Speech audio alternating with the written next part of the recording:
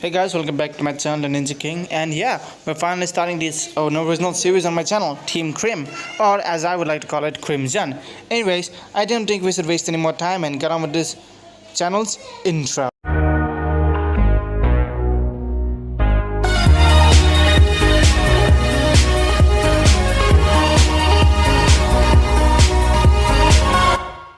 Trailer. See, as there were multiple people who seemed to be in a bar, people drinking and carrying their lights out as they're just enjoying themselves. She has not been treating us correctly, right? One of the man says, whatever, at least he pays us good. And the Grim stay away from us. Another one of the man says, as long as them plug their drink. Goop. And this much amount of money just for some services we provide to her? She's one hell of a client, isn't she? Hey, but has actually anyone seen her? Not really, but we don't give a shit. Now do we? As all of them take another drink from the gulp. As then the door swings open. We're all of them seeing a certain someone walk in. He seems to have black hair, yellowish eye, pale black t-shirt, a military invisibility vest, basically that kind of things, and a military van shorts. I sits down before the woman in the bar looks at him. Aren't you a bit too young to drink? As he then gives her his card. I see. The woman then pours him a drink as he drinks up. Oi, kid, what do you want? The man then says, looking at him, looks like someone is trying to be a gangster here.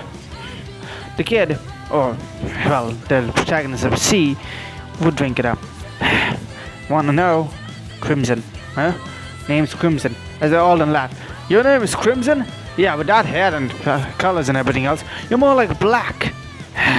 Charcoal. Yeah, his name should be Dad. They would then laugh. Before Crimson then pulls out his scroll, opening it to a file before showing it to him. As immediately the man's face would then get cold. How do you? Grabbing Crimson by the collar, Crimson would then say, I suggest letting me go. Oh? Well, else what? Bang, bang, bang. What the hell? The man then drops to the floor with Crimson holding a small desert eagle. Huh.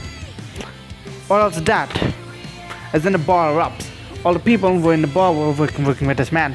As immediately pull out their weapon, Crimson would then say, alright, time to bring on the fight. As one of them tries to swing, Crimson would jump out the way. They would then hit the table as Crimson then uses the sad leg of the table before stabbing it to the neck.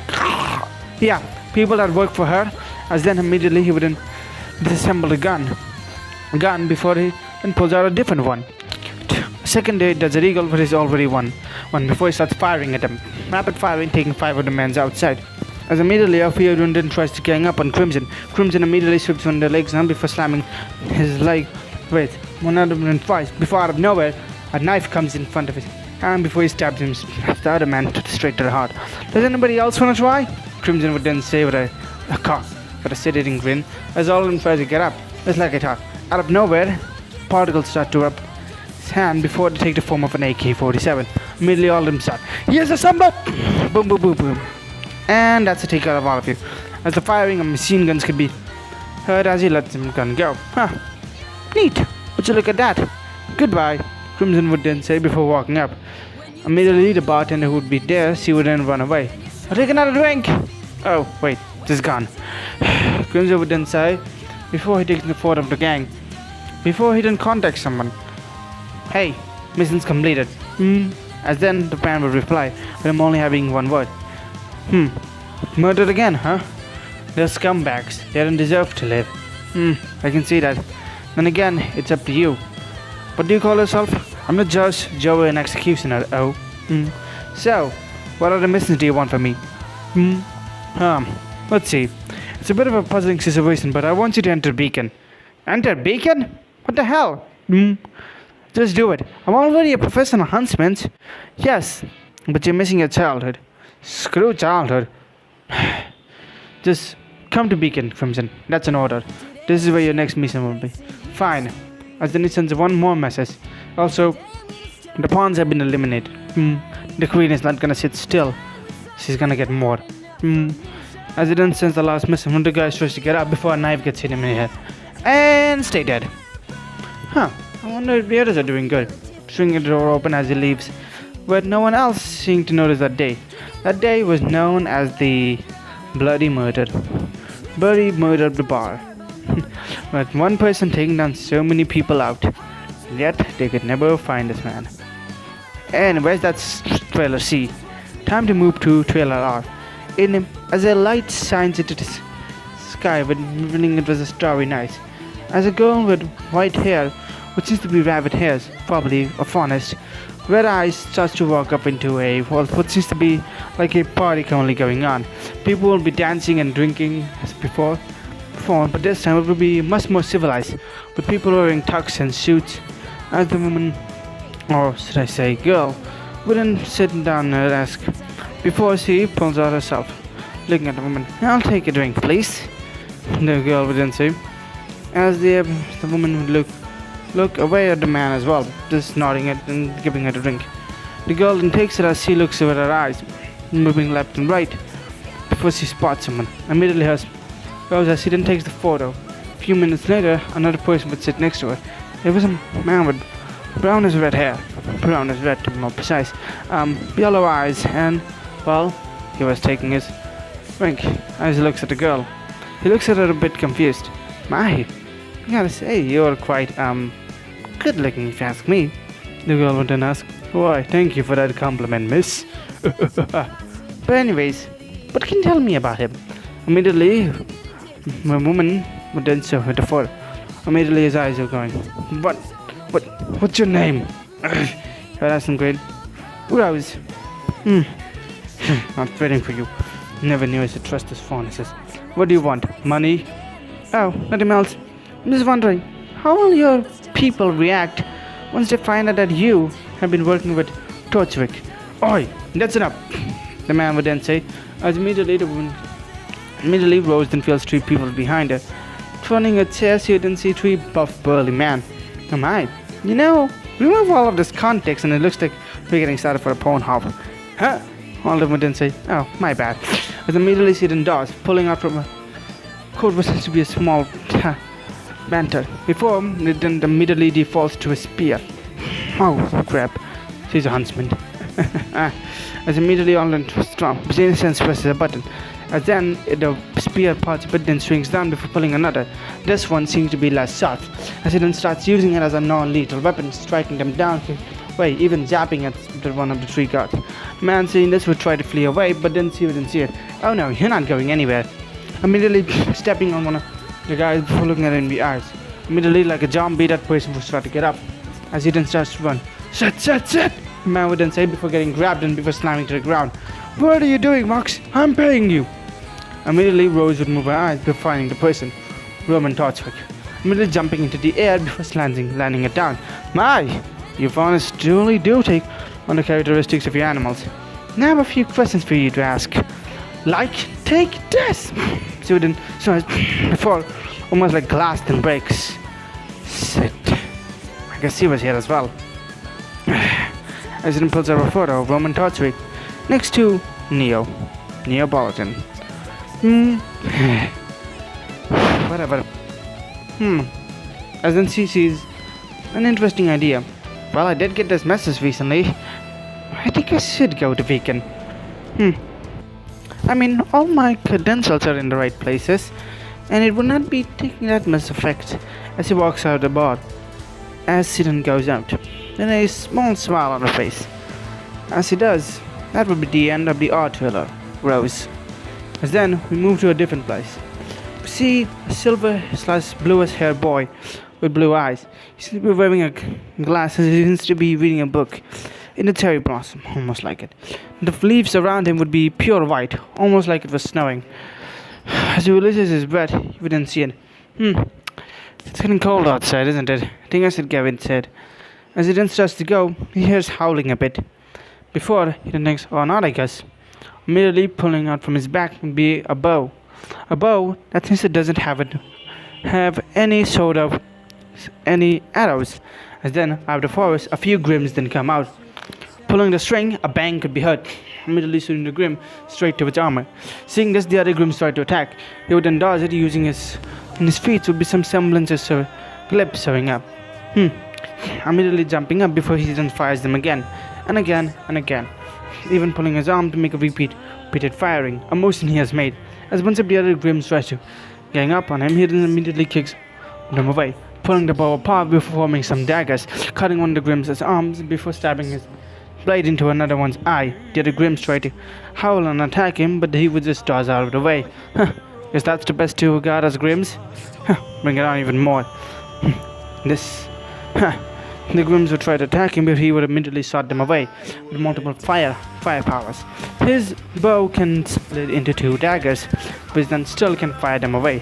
Isn't one thing, but he can also use his bows as firing arms, plus the fact that it can also stab people. It's not just one thing that it's used for. I'm 110% sure Grimms can understand humans, but still, let me tell him my name. Name's Isak. Immediately as he does, he wouldn't swing another his blade until slapping the head of the other Grimms.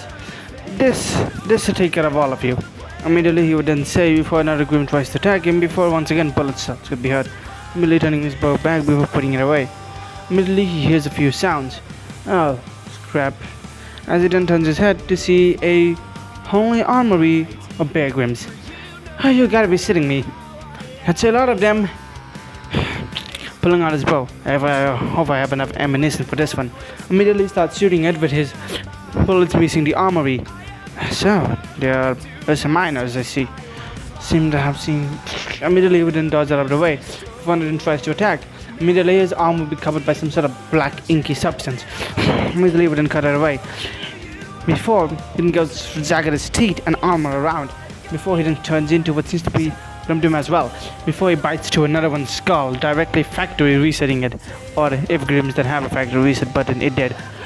As then Isak then slams his fist down as the ground itself breaks before sending across to fly into the Grimm's head before turning back. As he then starts shooting his more bows and arrows before he realizes that, oh fuck, I'm out of ammunition. As the bears then look at him, ready to strike. As Isak was ready for something, before a bunch of gunshots could be heard. Immediately his eyes widened as people in military grade uniform, same uniform as Atlas soldiers walked in. As walking in from the ball of them would be General Ironhood. Yeah, I know, I'm in trouble again. You're grounded. Not the worst thing that has happened to me. Also, you're going to Beacon. Wait, not Atlas? Don't question me. Fine, I won't. So, when is my ship to Beacon coming? Tomorrow. Get your back, things ready. And then, also give me some extra ammunition for my weapon. Alright then, I would then say the number. I'm pressing you in Beacon for reasons. I know, they told me everything.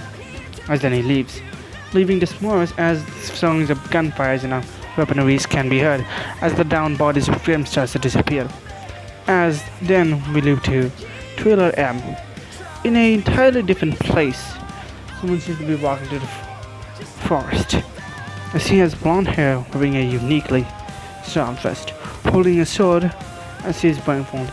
The sword before a bunch of knives start flying to her, immediately swinging them away with ease, with it landing into the ground.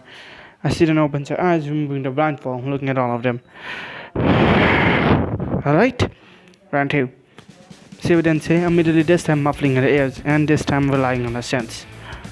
This time she presses the button again before a bunch of other swings can be heard. These ones getting more closer to her face before she once again slangs them away. This time removing the earplugs and hers before feeling a small cut down the cheek. God, I need to drink some water. I've been training for hours. Gulp coughs before she takes a small sip of a bottle nearby. Before she hears that of growling and crowling coming out. As one of the Grim starts to attack, she would then immediately cut her with her sword. And then the name is given down, Morgan Le Fay. As immediately a few others then come before magic-like power starts to come out of her, slamming them down and destroying them away. One by one, the other Grim starts to attack her, but she would then immediately dodge them away before sliding her hand down, cutting them all one by one. Down, piece by piece, when learning, none of them survive. As then a few more Grim starts to attack her before she then immediately pulls out her sword. Immediately the sword would then move out before spinning her around, as a bunch of rainbow-matic lights would then cut them away. She doesn't use a gun like most of the hunters or huntsmen. She uses a plasma beams, which takes them all down. A bunch of the other Grims tries to attack her before she then slows it down. I'm surprised there's so many Grims attacking me today. And again, she would then look at the forest. I am in a heavily infected Grim area. Still, as one then tries to go before she cuts it in half as well. as immediately wings would then come out, almost looking like a fairy. This is Morgan Le Fay. As she then starts to walk away. I am Morgan Le Fay. I don't know who you think you're messing with, but I'm not the one you said. As another Grim tries to attack him before this season immediately sends away. Also, these are Grims or Beowulfs. Immediately she hears the sound of quite a powerful one, as immediately falling from the sky. Somewhat of a medium-sized Nevermore would be seen, as the Nevermore would then cover his allies. Since that it's still a baby, let's take you down. As Nevermore would try to attack, so would then immediately move. Then her aura would flare, showing a much more of a yellowish color. As he then jumps away, one Nevermore trying to attack her. She immediately cuts the head of the Nevermore away, as a few others tries to attack. She would then try to dodge them away. The area before she then presses another one, taking to the ground before the knives that came out, and punches the Nevermore in the eyes. Before they fall, turning to dust. Immediately pulling out a gun, slash sword weapons, boom, boom, boom, boom, boom, cutting the hole straight to bunch of the Nevermore's heads, as they all slowly but surely falls down. As he then looks around them, kicking them by the side, she would then say, well, that's enough training for today. As he then starts to walk away, before she starts to whistle to herself as well, whistling by the night. As he walks away, with her trailer ending, Trailer M. Morgan, as then, I signifying light. We then cut away to Beacon Academy, as Osprey looks at a particular file of 4 people. Crimson, but all first seeming to recognize them. Crimson, Rose, Isaac, and Morgan. Before doing his cup, he would then say normally teams are not pre-decided. But, seeing that our Crimson is here, now unique, all 4 of them are, I can make an exception. Glinda, his vice secretary, wouldn't move her glasses. Are you sure that's a safe option to, have it be done? Yes, I'm pretty sure about that. As then Osprey looks at 4 other students, cancel their application. As it was Carter and his whole team. Even though they're not a team yet, Glinda would then say, I guess you don't want them here, do you? Personally speaking, there's always hundreds of even more people applying to Beacon, some with their own unique capabilities and others with not. And sometimes some people have have to meet the chopping block. Maybe they can go into a different school after all. I guess so. Heck, why are they come to Beacon when they're not even from this? Austin with a laugh. I wonder how Crimson is doing. Meanwhile, Crimson can be seen in the same hairstyle with Ruby. He would then sigh a bit as he basically in a corner room. Seriously, what does Ospen think of me sending me in this school of all places?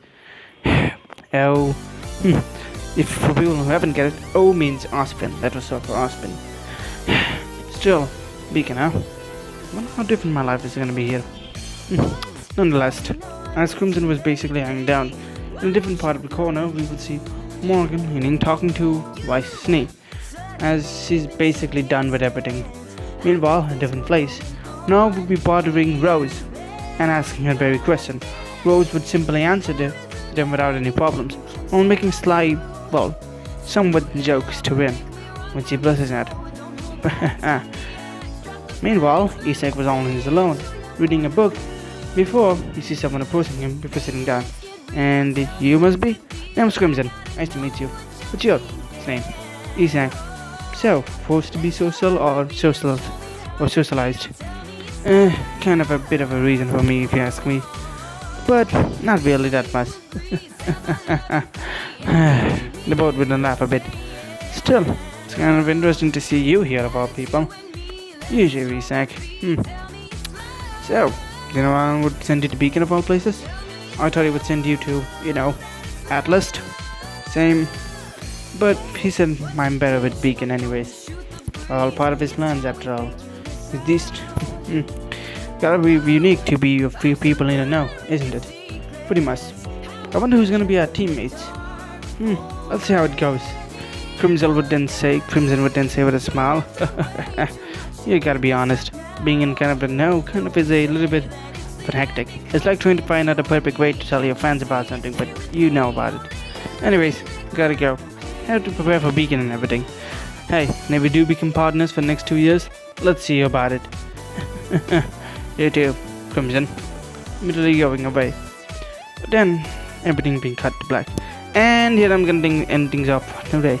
Yes, I know I originally planned a 40-minute part, but then I realized that do I really want to do a trailer that is 10 minutes long for each of these characters? When there's gonna be more description, and seeing how all the movie trailers have never been 10 minutes, I decided to not do it. And yeah, it's just more for like a fun project I'm doing. Hope you guys hit like, comments, and subscribe, and stick around for the other parts, especially what you guys think of what's gonna happen. And I really wanna see you guys' reactions in the comment section. See y'all. Bye.